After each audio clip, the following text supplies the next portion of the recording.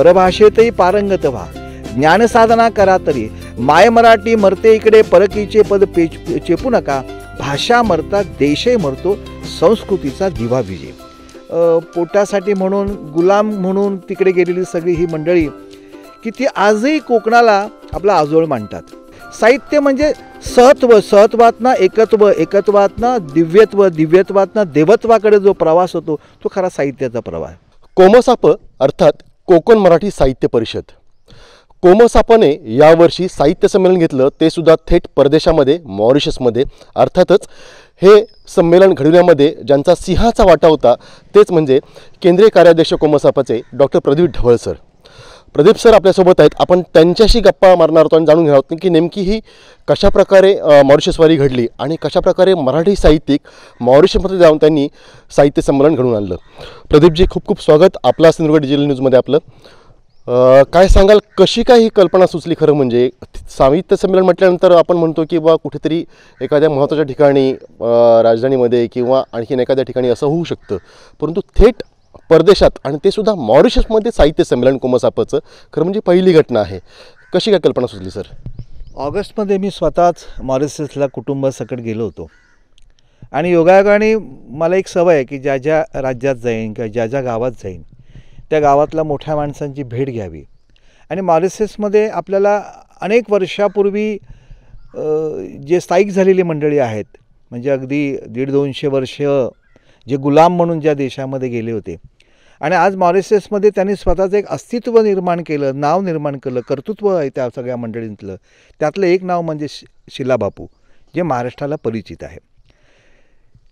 त्या बोलता बोलता म्हणाल्या की प्रदीपजी, आम्ही देखील 1990 साली ज्यावेळी महाराष्ट्राचे मुख्यमंत्री शरद पवार साहेब होते आणि लोकसत्तेचे संपादक माधव गडकरी या सगळ्यांनी मिळून पु ल देशपांडेंच्या अध्यक्षतेखाली साहित्य संमेलन घेतलं होतं. तर मला असं वाटतं त्याला आता 25-30 वर्ष झालेली आहे.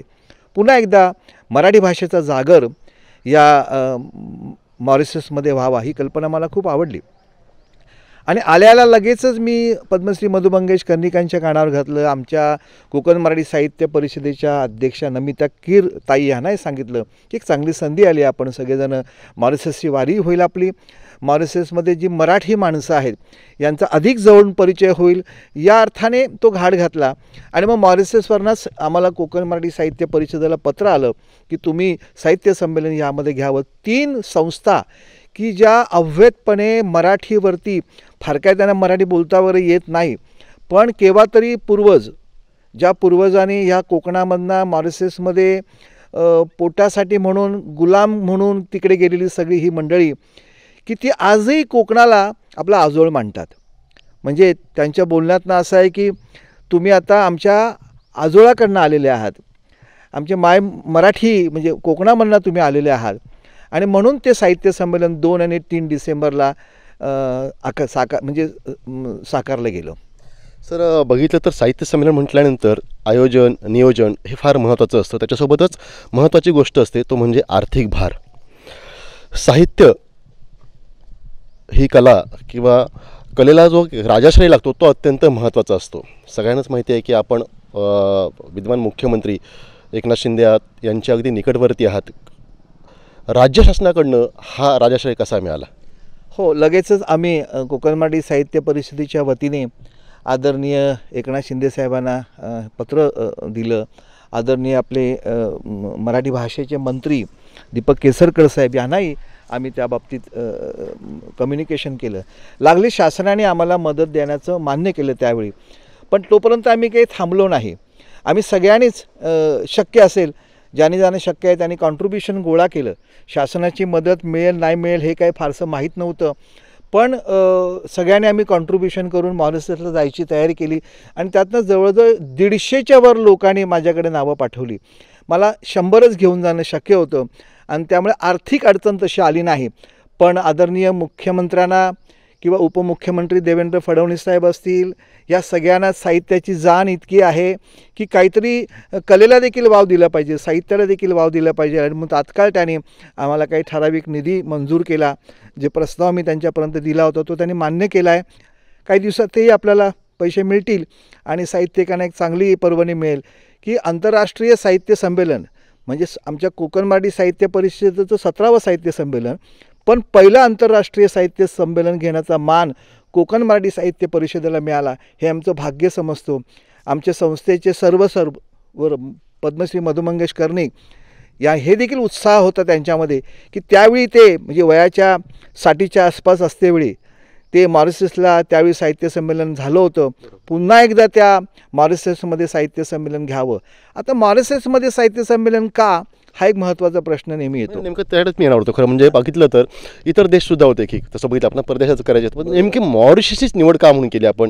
साहित्य संमेलन जे करायचं होतं त्यासाठी मॉरिशस हे नेमकं ठिकाण डेस्टिनेशन कशासाठी? चांगला प्रश्न आहे तुमचा. मॉरिशस निवडायचं कारण की ती भूमी आपली वाटते. अनेक देशांमध्ये मग अमेरिका असेल, ऑस्ट्रेलिया असेल, लंडन असेल, युरोप असेल, कॅनडा असेल, अनेक ठिकाणी आपली जी मंडळी तिकडे गेली आहेत ना ती नोकरीनिमित्त गेलेली आहेत. मॉरिशसमध्ये काय तर मॉरिशसमध्ये जी काय मंडळी आली ती गुलाम म्हणून मॉरिशसमध्ये आली.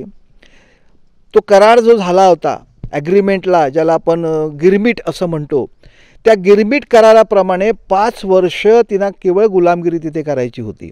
आणि त्या करारामध्ये लग्न करायचं नाही, सुट्टी घ्यायची नाही, संबंध कोणाशी ठेवायचे नाहीत, कुठल्याही प्रकारचं देवाणघेवाण होणार नाही, अर्थकारण तुमचं स्वतःचं निर्माण करायचं नाही. म्हणजे एकंदरीत 5 वर्षे जी गुलामगिरीत राहिलेली ती सगळी मंडळी त्या ॲग्रीमेंटमध्ये पुढे असंही म्हटलं होतं की 5 वर्षानंतर तुम्हाला काही जागा घेता येतील, उद्योग करता येतील, शिक्षण घेता येतील वगैरे वगैरे. आणि 5 वर्षानंतर ह्या मंडळीने स्वतःचं जे काय अस्तित्व निर्माण केलेलं आहे. आज अनेक तिथे मंत्री आहेत, IAS ऑफिसर आहेत, उद्योजक आहेत, मूळचे मराठी आहेत, मूळचे मराठी, मूळचे कोकणामधले आहेत आणि विशेष म्हणजे कोकणातले सुद्धा आहेत. रत्नागिरी, सिंधुदुर्ग ह्या पट्ट्यावरची सगळी मंडळी. त्यांच्याकडे बघितल्यानंतर अभिमान वाटतो की दारिद्र्यातनं देखील एक अंगार कसा फुलतो किंवा दारिद्र्यातनं देखील आपण स्वतःचं अस्तित्व कसं निर्माण करू शकतो. माणूस मोठा झाला की जुने दिवस विसरतो. ही पिढ्यानपिढ्या गेलेली आहेत, पण तरीही त्याने आपलं अस्तित्व विसरलं नाही. मराठीचं जतन ते करतात. अगदी गणेश उत्सव असेल, छत्रपती शिवाजी महाराजांची जयंती असेल, मराठी भाषा दिवस असेल, इतका उत्साहाने साजरा ती करतात. म्हणजे कदाचित म्हणून मला असं जाणवलं की तिथे साहित्य संमेलन होणं फार गरजेचं आहे. 4 ज्या महत्त्वाच्या संस्था होता आणि मॉरिशस गव्हर्नमेंटने देखील तिथे फार उत्तम सोय करून दिली. मराठी भवन तिथे आहे की जे आज आपल्याला मांडता येत नाही. मराठी भाषेवरती बोलण्यासारखं खूप आहे, पण मराठी भाषेचं जतन करायचं असेल, ते वाढवायचं असेल, त्याच्यावर काही संस्कार करायचे असेल तर मला असं वाटतं की मॉरिशस हे एकमेव जी भूमी आहे की ती गेल्यानंतर आपलं फिलिंग आपलं असं वाटतं. म्हणजे आम्ही अनेक साहित्यिक तिथे घेऊन गेल्यानंतर म्हणजे या साहित्य संमेलनाचे अध्यक्ष, ज्येष्ठ पत्रकार, चित्रपट लेखन ज्याने केलं असे आदरणीय कुवळेकर सर होते. ते तितके भारावून गेले. ते स्वतः असं म्हणाले की ढवळे सर, मी जवळजवळ 9-10 आंतरराष्ट्रीय साहित्य संमेलनं पाहिली, पण ह्या साहित्य संमेलनामध्ये भरतं होतं. ह्या साहित्य संमेलनामध्ये एक जी काय उंची होती, म्हणजे अनेक वेळा 100 साहित्यिक जाणं ही कल्पना फार कठीणच होती. 100 साहित्यिक बरोबर आणि 100 साहित्यिक परदेशामध्ये जे आंतरराष्ट्रीय साहित्य संमेलन होतात त्यापैकी हजेरी लावतात आणि मग फिरायला सगळे निघून जातात. पण या साहित्य संमेलनामध्ये एकही माणूस 2 आणि 3 डिसेंबरला हल्ला नाही तिथून. अगदी आमचे आमदार संजय केळकर असतील किंवा माझे अनेक मित्र, अशोक स्वतः निमंत्रकच होते, स्वतः निमंत्रक होते, अशोक नायगावकर सारखे ज्येष्ठ कवी, अशोक समेळ असेल, राजेंद्र शंकर बने असतील, आमच्या नमिता कीर मॅडम असतील, आमच्या संस्थेचे विश्वस्त रमेश कीर असतील, ही सगळी माणसं इतकी भारावून गेली होती की साहित्य म्हणजे काय. तर आमच्या मधुबाई फार छान म्हणतात, साहित्य म्हणजे सहत्व, सहत्वातनं एकत्व, एकत्वातनं दिव्यत्व, दिव्यत्वातनं देवत्वाकडे जो प्रवास होतो तो खरा साहित्याचा प्रवास. साहित्याचा जागर, मराठी भाषेचा जागर हा आम्हाला तिथे प्रामुख्याने खूप अनुभवता आला आणि खूप बरं वाटलं की आंतरराष्ट्रीय साहित्य संमेलनाला गेलो म्हणून बरं नाही वाटलं, पण ज्या इंटेन्शनने आम्ही तिथे गेलो होतो तिथल्या आम्हाला जी काय दाद मिळत होती, मग तिथलं आमचं महात्मा गांधी इन्स्टिट्यूट असेल किंवा इंग्लिश स्पीकिंग युनियन असेल, मराठी ट्रस्ट असेल, मराठी भाषा सेंटर्स असतील, या सगळ्याने एकोप्याने जीवाभावाची सगळी आणि विशेष म्हणजे तरुणांचा प्रचंड सहभाग होता. अलीकडे आमच्याकडे तरुण मंडळी फारसं मराठीवरती लक्ष देत नाही, पण तिथलं वैशिष्ट्य म्हणून सांगतो, तिथे एक शिक्षक आहे, त्याचं मुद्दाम ते नाव मला घ्यावंसं वाटेल, नितीन बापू. हा मुलगा स्वतः ग्रॅज्युएट झाल्यानंतर पोस्ट ग्रॅज्युएशनचं शिक्षण घ्यायला पुण्याच्या फर्ग्युसन कॉलेजमध्ये आला. का आला तर मला मराठी भाषेमध्ये प्रभुत्व घ्यायचं आहे, मला शाळेत जाऊन मराठी शिकवायचं आहे, मला मराठीचं अस्तित्व ते पुन्हा ठेवायचं आहे. आणि शनिवारी जसं तिथे शाळांना सुट्टी असते, ही सगळी तरुण मंडळी स्वतःच्या पेट्रोलमधला खर्च करून शाळेमध्ये जाऊन मराठी असेल, छत्रपती शिवाजी महाराज असेल, आपला इतिहास असेल ते जाणून घ्यायचा ते प्रयत्न करतात, विद्यार्थ्यांना शिकवतात. इतकी उत्तम सेवा, सरस्वतीची खरी सेवा त्या मॉरिशसच्या भूमीवरती होते आहे. मराठी सारस्वतांना तुम्ही खरं म्हणजे मॉरिशसला घेऊन गेलात. नेमकं साहित्य संमेलन जे मॉरिशसला घडलं ते नेमकं कसं घडलं, काय काय तिथं साहित्य संमेलनामध्ये कुठले कुठले उपक्रम राबवले 2 गेले? तारखेला आम्ही दिंडी काढली. ज्ञानेश्वर माऊलींची मूर्ती आणि ग्रंथ ठेवून उत्तम प्रतिसाद त्या दिंडीमध्ये आला. अगदी आपण असं वाटत होतं की पंढरपूरलाच चाललो आहे की काय. ते फिलिंग होतं, ते वातावरण होतं. आणि मग परिसंवाद देखील उत्तम झाला. एक परिसंवाद होता मराठी भाषा देशात आणि परदेशात. म्हणजे देशामध्ये काय परिस्थिती आहे, परदेशामध्ये काय परिस्थिती आहे, याचे अध्यक्ष होते स्वतःच विजय कुवळेकर सर. सहस्रबुद्धे सरांनी देखील त्यामध्ये सहभाग घेतला होता. तिथली वैशिष्ट्य, तिथली 5-6 मंडळी, आमची 5-6 मंडळी असं मिळून तो परिसंवाद आला. त्याची बातमी सगळ्या आलेल्याच आहेत, डिटेलिंग त्याच्यामध्ये आहेत. आणि त्या परिसंवादामध्ये खरंच आम्ही आपल्याला अंतर्मुख होऊन हा प्रश्न विचारला पाहिजे की खरंच आपण मराठीचं जतन करतो आहोत का, मराठी रुजवायचा प्रयत्न करतो आहोत का. म्हणजे कदाचित ही बाजू विचारात घेत असताना परदेशामधल्या तिथल्या तरुणांनी किंवा तिथल्या विचारवंतांनी जो काही विषय मांडला की आमचे पूर्वज केव्हा तरी 180-90 वर्षापूर्वी त्या कोकणामधनं आले. आज त्याला अनेक पिढ्या आमच्या पुढे सरकल्या, पण त्या पुढे सरकत असताना आम्ही आमचा देश नाही विसरलो. परभाषेतही पारंगत व्हा, ज्ञानसाधना करा तरी, माय मराठी मरते इकडे परकीचे पद चेपू नका, भाषा मरता देशही मरतो, संस्कृतीचा दिवा विजे. हे साहित्याचं रहस्य आपल्याला माहिती आहे. आपली संस्कृती जपली पाहिजे, आपली भाषा जपली पाहिजे. आणि ते जपायचं काम या परिसंवादातनं उत्तम प्रकारे संवाद साधण्यात आला. दुसरा आम्ही परिसंवाद असा घेतला की तरुणांना त्यामध्ये इन्व्हॉल्व केलं. अलीकडे तरुणांच्या प्रत्येक वाक्यामध्ये इंग्रजी, जसं आता मी आपल्याशी बोलत असताना सहज काही काही शब्द इंग्रजी येतात, ते आपल्या अंगवळणी झालेले असतात. त्यावेळी ह्या सगळ्या तरुण मंडळीने मराठी भाषेची जतन करायची असेल तर जास्तीत जास्त पर्याय, नवीन शब्द मराठी शोधण्याची गरज आहे. एका माझ्या छान प्राध्यापकाने, गौतम थोरवे नावाचा प्राध्यापकाने, त्याने उदाहरण दिलं. फ्रेंचमध्ये एखादा इंग्रजी शब्द आला की ती मंडळी स्वतः इंग्रजी शब्दाला फ्रेंच पर्याय शब्द काय तो शोधतात आणि तो वापरतात. ही तळमळ आपल्याकडे किती आहे. म्हणजे तरुणांनाही वाटत असतं, पण त्या तरुणांना त्या मार्गावरून जाण्यासाठी म्हणून अशा साहित्य संमेलनाची, अशा परिसंवादाची खूप गरज असते असं मला प्रामुख्याने वाटतं. आपण बघितलं तर कोकण प्रदेशातलेच नव्हे तर संपूर्ण महाराष्ट्रातले हे 100 साहित्यिक सारस्वत आपण मॉरिशसला घेऊन गेलात. तिथं साहित्य संमेलन संपन्न झालं. प्रदेश, देश आणि बघितलं आपण तर विदेश, मराठी भाषा वृद्धिंगत होण्यासाठी काय काय तिथे विचार व्यक्त केले गेले.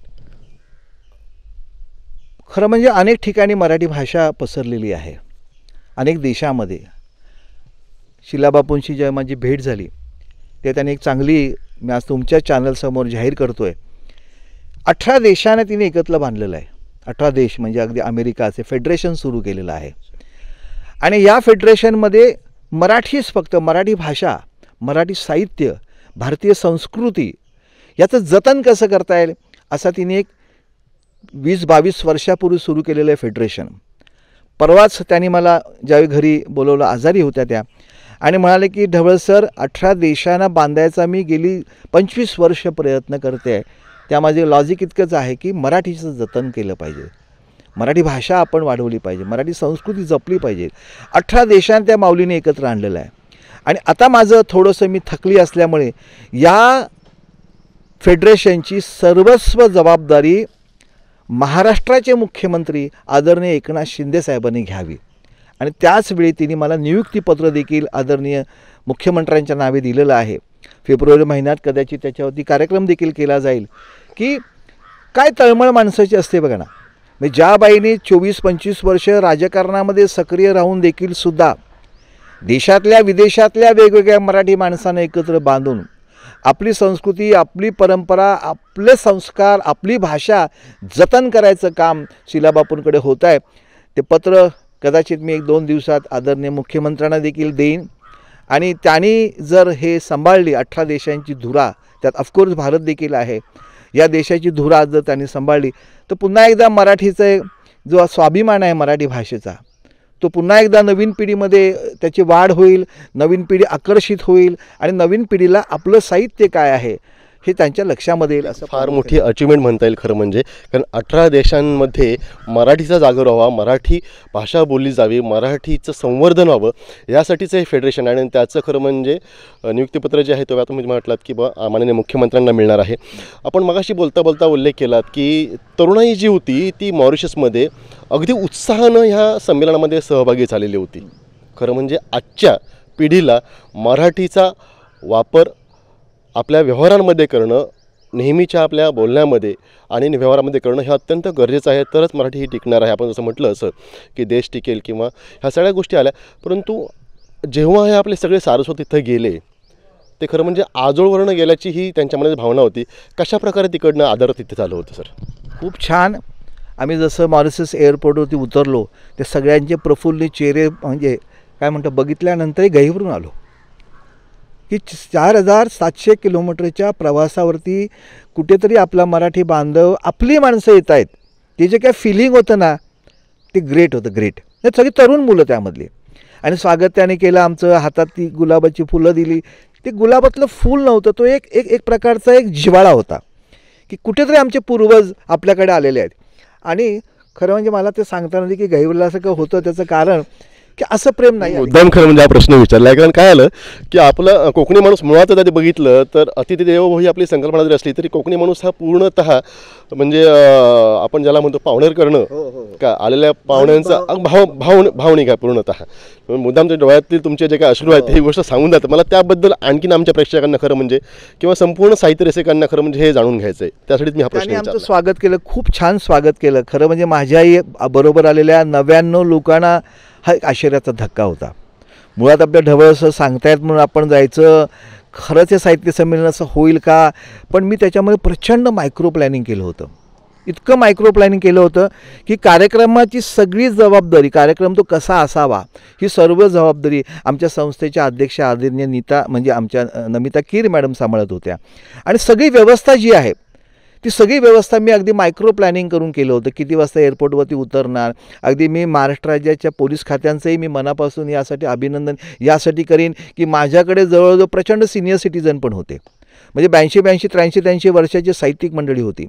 अगदी एअरपोर्टवरनं सुखरूप त्यांना घेऊन जाण्यापासून ते मॉरिशस एअरपोर्टवर उतरेपर्यंत आदरणीय मुख्यमंत्र्यांनी ती व्यवस्था करून दिलेली होती. कारण महाराष्ट्राचे साहित्यिक चाललेले आहेत. आणि तिथे जो काय त्यांचं स्वागत त्यांनी त्या सगळ्या मंडळीने केलं, तिथून मग छानपैकी अनेक माझ्या साहित्यिकांनी कधी 4 स्टार 5 स्टार हॉटेल पाहिलं नसेल, पण त्या दिवशी 5 स्टार हॉटेलमध्ये त्यांनी आमची राहायची व्यवस्था केली. उत्तम जेवण, उत्तम आदरातिथ्य. प्रत्येकजण आपापल्या घरी बोलवत होती. एक तर तिथली प्राध्यापिका आहे महात्मा गांधी विद्यापीठामध्ये मराठी शिकण्यासाठी म्हणून ती स्वतः ती देखील आपल्या देशामध्ये आली होती. PhD तिने मराठीमध्ये केलेली आहे. पण फ्रेंचांचा इम्पॅक्ट त्यांच्या भाषेवर थोडाफार असल्यामुळे थोडं ती भाषा तशी ती बोलतात.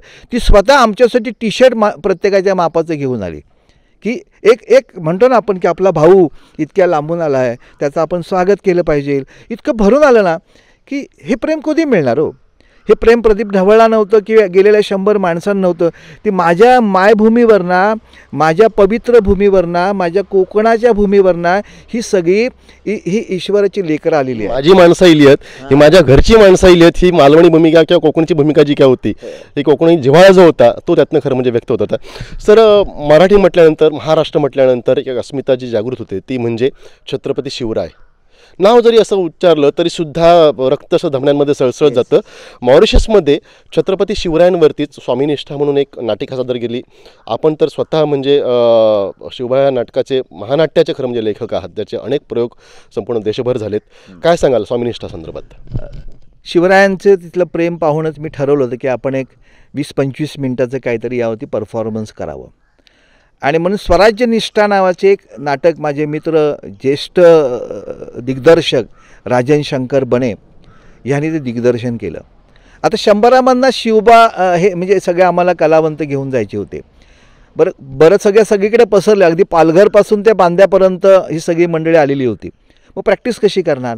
आणि म्हणून 8वीला केव्हा तरी एक नाटक केलं होतं. मला आठवतं मुरलीधर गोडे जे नाटककार होते त्या काळी, त्यांनी ते नाटक बसवलं होतं. राज्य पुरस्कारही मला तेव्हा मिळाला होता. मग मी ठरवलं की बाबा शिवाजी महाराजांची भूमिका आमदार संजय केळकर करतील. चेहरा छान आहे, कदाचित त्यांच्यावरती कॉमेंट्स पण उंचीमुळे वगैरे होईल, पण म्हटलं तर पर्याय नाही आपल्याकडे.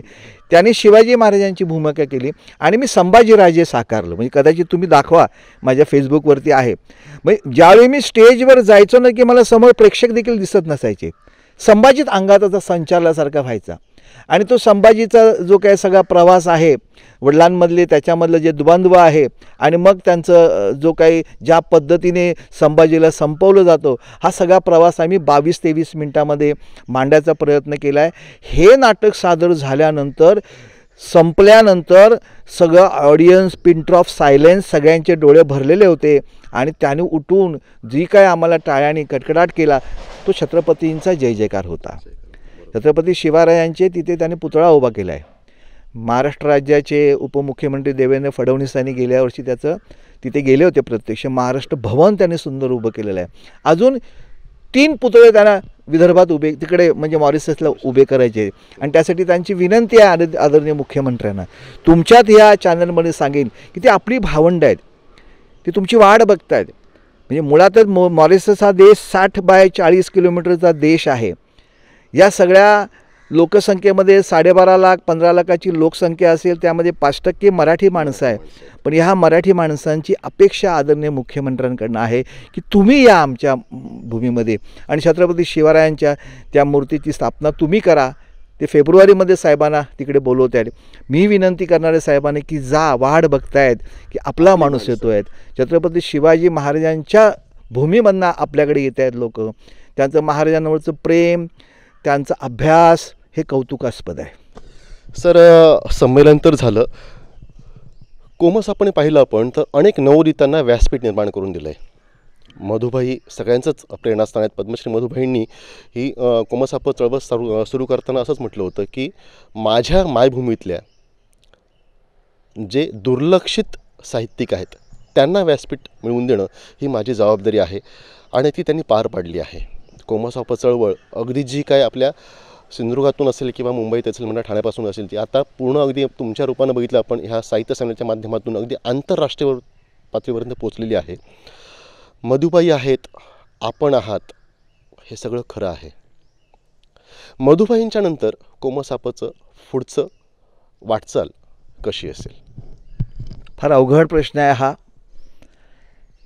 मधुबाई म्हणजे एक आमच्या कोमसापामधलं म्हटलं तर दैवती म्हणायला हरकत नाही. म्हणजे माझ्यासारखा एक लेखक 18 कादंबऱ्या लिहू शकतो. माझ्यासारखा एक कॉमर्समध्ये अकाउंट शिकवणारा प्राध्यापक 3 व्यावसायिक रंगभूमीवरती नाटकं आणू शकतो. मग संन्यस्त ज्वालामुखी असेल, शिवबा असेल, द्वंद्व असेल. साहित्याकडे खरं घेऊन जाणारी अलीकडची प्रेरणा संपलेली आहे. मी ज्यांच्याबरोबर आपण जावं, ज्यांच्याशी बोलावं, ज्यांचे विचार ऐकावेत, ज्यांना वाकून नमस्कार करावे, अशी महाराष्ट्रामध्ये आता तशी पावलंच उरलेली नाही आहेत. त्यापैकी एक मधुबाई, की ज्या मधुबाईने आपल्या आयुष्याची जवळजवळ 30-35 वर्ष एका ध्येयाने चिकाटीने निव्वळ कोकण मराठी साहित्य परिषद, कोकणामधल्या अगदी पालघरपासून ते बांद्यापर्यंतच्या सगळ्या लिहित्या हातांना नव्या साहित्यिकाने एक व्यासपीठ निर्माण करून दिलं. हा आवाका फार मोठा आहे. आज आदरणीय मधुबाईंनी ही सर्वस्व जबाबदारी आमच्या अध्यक्षा नमिता कीरताई आणि माझ्यावरती दिलेली आहे. मी ज्यावेळी अशा प्रकारचे कार्यक्रम करतो तेव्हा माझ्या असं लक्षामध्ये येतं की मधुबाईंना जे अपेक्षित आहे ते मी खूप करायचा प्रयत्न करतो. म्हणजे आता हे ज्यावेळी साहित्य संमेलन करत असते वेळी जवळजवळ माझी 2 महिने असे सतत चिंतनामध्ये गेले. ते मला फारशी त्याची चिंता वाटत नाही की मधुबाईंनी हे पेरलेलं जे काही हे आहे, लावलेलं झाड आहे, त्याचं वटवृक्ष आता झालेले आहेत. आणि या वटवृक्षाच्या सगळ्या जवळजवळ फांद्या प्रत्येक जिल्ह्यांमधल्या इतक्या सक्षम आणि मजबूत आहेत की ते मधुबाईंचं मन कधीच दुखवायचा कोणी प्रयत्न करत नाही. मला तर आठवत नाही की एकही साहित्यिक आपल्या दिवसाची सुरुवात कोकणामधलं तरी मधुबाईंचं आठवण केल्याशिवाय कामाला लागत नाही. त्यांची प्रेरणा, त्यांचा आशीर्वाद, त्यांचं जिव्हाळा, त्यांचं प्रेम, त्यांचं आदरातिथ्य, त्यांचं प्रोत्साहन आम्हा सगळ्यांना खूप काही देऊन जातं. ते मला असं काही फारसं वाटत नाही की पुढे कोमसापचं काय होणार. प्रदीप ढवळ काय किंवा नमिता कीर काय हे व्यक्ती महत्त्वाचे नाही, संस्थेपुढे कोमसापही महत्त्वाची आहे. अनेक प्रदीप ढवळ जन्माला येतील, अनेक नमिता कीर जन्माला येतील. त्या प्रवासामध्ये असं नेहमी म्हणतो, अकेला का होईना चलते जाऊ कारवा बनता जाएगा. तसं मधुबाईंनी सुरुवात जी केली त्याचा आज केवढा मोठा कारवा तयार झालेला आहे. खरं म्हणजे अनेक प्रदीप ढवळ येतील ही गोष्ट तुम्ही बोलताना सहज सोपं आहे, परंतु कोमसापाला आंतरराष्ट्रीय स्तरावरती नेऊन ठेवणारा एकमेव कोणतरी प्रदीप ढवळ असू शकतो आणि ते प्रत्यक्षात तुम्ही आहात. सर, अगदी आपण शेवटच्या अगदी 1-2 प्रश्नाकडे येतो आहे आता. फार मोठं साहित्य संमेलन झालं मॉरिशसमध्ये, आंतरराष्ट्रीय स्तरावरती कोमसापं पोचली. ह्याचं संचित काय म्हणता येईल? कुठले कुठले ठराव झालेत मराठी भाषा संवर्धनासाठी? आपण आता मगाशी म्हटलं जसं की 18 देशांचं एक फेडरेशन ज्याच्या माध्यमातून मराठी भाषा संस्कृती संवर्धनासाठी राजाश्रय म्हणून त्याचा एक मोठा एक प्रयत्न होतील. अशाच पद्धतीनं आणखीन काय संचित म्हणता येईल या संमेलनाचं? शेवटी ठराव मांडण्यात आले. अध्यक्ष मॅडमने ठराव मांडले. त्यातला एक महत्त्वाचा ठराव असा आहे की मॉरिशस आणि महाराष्ट्र ह्या 2 देशांना मराठी भाषेच्या रूपाने एकत्र आणणं हा एक त्यातला महत्त्वाचा भाग. तिथे ग्रंथालयाची खूप मोठी गरज आहे. म्हणजे एक चांगलं आम्ही केलं की त्याने म्हटलं की आम्हाला काही भेट तुम्ही आणू नका, पण तुम्हाला सगळ्यांना विनंती, येता येताना 5-5 पुस्तकं घेऊन या. आमच्या ग्रंथालयामध्ये ती पुस्तकं राहतील. आणि जवळजवळ आमचे रमेश कीर असतील, आमच्या सगळ्याच लोकांनी जवळजवळ त्यांना 1001 पुस्तकं तिथे नेऊन दिली. आणि त्या 1000 पुस्तकांचं प्रदर्शन सगळेजण बनत होती. तिथे उत्तम ग्रंथालय उभं करायचा आम्ही प्रयत्न करणार आहोत. त्यासाठी शासनाला आम्ही अशी विनंती केलेली आहे की जे देश आज महाराष्ट्राची किंवा मराठीचं जतन करायचा प्रयत्न करत आहेत त्यांना आपण मदतही केली पाहिजे. आणि मला पूर्ण खात्री आहे की आमचा हा प्रस्ताव आहे तो प्रस्ताव आम्ही लवकरच आदरणीय मुख्यमंत्र्यांना देऊ. मराठी भाषेचे जे आमचे मंत्री आहेत, स्वतः दीपक केसरकरजी, ते स्वतःच मॉरिशसला खरं येणार होते, पण अगदी शेवटच्या टप्प्याला त्यांना ते येता आलं नाही. सगळं जवळजवळ कन्फर्म होतं. आणि मराठी भाषेबद्दल दीपक केसरकर साहेबांना देखील खूप आस्था आहे. वेगवेगळे प्रयोग त्यांचे सुरू असतात. आणि त्यांनाही अशी मी विनंती केलेली आहे की तुम्ही तिथे मराठीचे ज्यांनी हे पहिलं साहित्य संमेलन घेतलं ते नेरुळकर, त्या नेरुळकर सर्कसीबरोबर तिकडे गेले होते, सर्कस घेऊन तिकडे, अपोलो सर्कस मला असं वाटतं कोकणामधली. आणि मग नेरुळकरांना असं सुचलं की आपण इथे एक मराठीचं खूप चांगलं प्रयोजन इथे आहे, चांगली लोकं मराठीची आहेत, करतायत. त्यांनी पहिलं साहित्य संमेलन तिथे घेतलं. तर त्यांच्यावरती एक छानपैकी ग्रंथ तयार झालेला आहे, त्यावेळचा प्रवास वर्णन. तर त्याचं कुठेतरी महाराष्ट्र शासनाने त्याची देखील एक छान प्रत छापावी की जेणेकरून पुढच्या पिढीला मॉरिशसमधले मराठी, मॉरिशसमध्ये असणारी साहित्य, मॉरिशसमधल्या असलेल्या वेगवेगळ्या मराठी संस्था यांची सगळी त्यांना माहिती होईल. तो एक आम्ही प्रस्ताव आदरणीय मुख्यमंत्र्यांकडे ठेवणार आहोत की जेणेकरून जरी देश खूप लांब असला तरी अलीकडे माध्यमांनी इतकं जवळ झालेलं आहे की एका क्षणात मी तुमच्याशी बोलत असताना मॉरिशसमधले माझे ते बांधव अस्वस्थ होऊन बघत असतील की काय चाललं आता महाराष्ट्रात. सर, एक शेवटचा प्रश्न. साहित्य संमेलन झालं, आता ह्यापुढे आपण जे मराठी सारस्वत आहेत, जी मराठी साहित्य चळवळ आहे, मराठी भाषा संवर्धनासाठी आपण जे काही प्रयत्न करतोय, या अनुषंगाने काय संदेश द्याल सर? कोकण मराठी साहित्य परिषदेत जास्तीत जास्त मेंबर व्हा. आपण सगळेजण मिळून काहीतरी वेगळं करूया कोकणामध्ये. शेवटी पोट जसं आहे ना माणसाला, जसं रोजीरोटी आहे तसं साहित्य आहे. माणसाला तारतं कोण? साहित्य. अस्वस्थ अवस्थेमध्ये आपण परमेश्वराकडे प्रार्थना करतो आणि त्याचबरोबर आपण अनेकांचे ग्रंथही वाचतो. त्या अनेक ग्रंथांमधून आपल्याला जगण्याची प्रेरणा मिळते आणि ती सगळी प्रेरणा जागृत ठेवण्यासाठी म्हणा साहित्याची खूप गरज आहे. आणि ते काम कोकण मराठी साहित्य परिषद गेली अव्याहतपणे 30 वर्षे करते आहे. भाईंचं स्वप्न आहे. आज एक खंत देखील कधी कधी भाई व्यक्त करतात की आज कोकणामधनं साहित्यिक का जन्माला येत नाही, मोठे मोठे साहित्यिक, ज्या कोकणाने या महाराष्ट्राला दिग्गज साहित्यिक दिले, अगदी ज्ञानपीठ पुरस्कार मिळण्यापर्यंत सगळे मिळाले. या 30 वर्षामध्ये कोण निर्माण झालं, ते कोण निर्माण झालं ह्या प्रश्नाचा शोध आम्हाला घ्यावा लागणार आहे. एक ते कार्यकर्ता कोकण मराठी साहित्य परिषद. का मधुबाई जन्माला येत नाहीत, का सानगुरुजींसारखं साहित्यिक इथून जन्माला येत नाही, यासाठी प्रयत्न ते करावे लागतील ना. बरं, असं नाही आहे की त्यांच्या अनेकांमध्ये ती स्ट्रेंथ आहे, अनेकांमध्ये ती कुवत आहे, पण ते झपाटले पण आणणं फार गरजेचं आहे. आणि ते झपाटले पण केव्हा येऊ शकेल, जेव्हा तुम्ही एका छत्राखाली याल, जेव्हा तुम्ही कोकण मराठी साहित्य परिषदेच्या बॅनरखाली याल आणि साहित्याच्या वेगवेगळ्या चळवळींमधून तुम्ही जे सहभाग घ्याल, तेव्हा कोकण मराठी साहित्य परिषद, साहित्य स्पेशली कोकणातली बाहेर खूप लोक काम करत आहेत, वेगवेगळ्या संघटना आपापल्या परीने काम करत आहेत, तसंही काम आमच्या कोकण मराठी साहित्य परिषदेच्या वतीने होईल अशी अपेक्षा मी अशी व्यक्त करतो.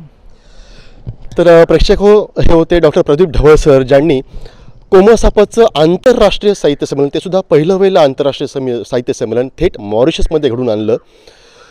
सहत्व ते देवत्व हे निर्माण होण्यासाठीच खरं म्हणजे कोमसापाची निर्मिती झाली असं पद्मश्री मधुबाई मंगेश स्वतःहून सांगतात. आणि त्यासोबतच ही साहित्य चळवळ पुढे नेण्यासाठी ज्ञानपीठकार आणखीन इथं कोकणामध्ये निर्माण व्हावे यासाठीच कोमसाप अव्याहत प्रयत्न सुरू ठेवणार आहे, असंही सुद्धा डॉक्टर प्रदीप ढवळ म्हणालेले आहेत.